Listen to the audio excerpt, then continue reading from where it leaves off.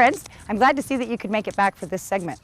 Something we're going to talk about in this segment is going to be the steamboat era in Floral City. Tom Ritchie is going to explain to us a little bit about the steamboats, how they were built, what they carried, and he's got a couple cute little stories too to go along with them, so you won't want to miss that. Also, the Floral City Heritage Museum is starting a new exhibit, and it's going to be a small exhibit in the front, and it is going to be called the Steamboat Era in Floral City. So when you get a chance, I would hope that maybe you could go by there, check it out. Let's go join along with Mr. Ritchie now and listen to what he has to say about Floral City and its steamboat era and how important it was to Floral City and the peoples that were here. This lake, from a historic point of view, was of immense importance to Floral City. In fact, it was established on the lake. And that was the important means of transportation in the early days. There was, of course, a road system, a dirt road system, which eventually got paved and turned into State Road 5 and then turned into US 41. But before that, and before the coming of the railroad in 1895, it was all done by water. And so there were paddle boats that plied these waters.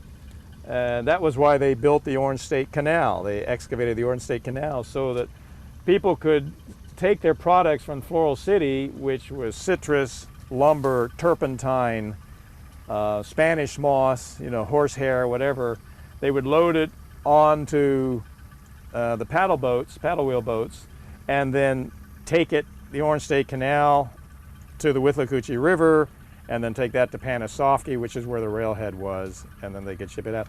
Or they could take it all the way down the river to Inglis and load it onto ships there. So a lot of the early citrus was taken downriver to the Gulf, put on ships, and then it was taken up to New York and to the northern cities. And the citrus, of course, was almost medicinal. They considered it in those days, from the health aspects of it. So this water was of immense importance to the commercial enterprises of Floral City. That's what made Floral City work, and that's why they chose this place.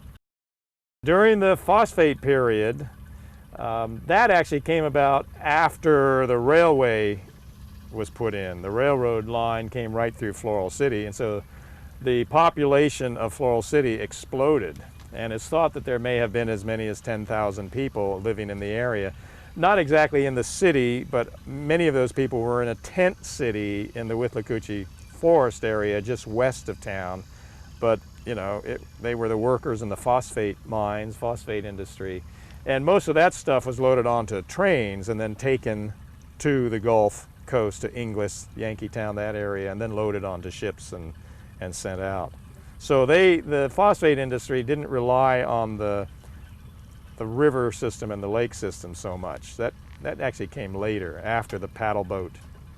We just got hold of the steering wheel from the Kitty Bell.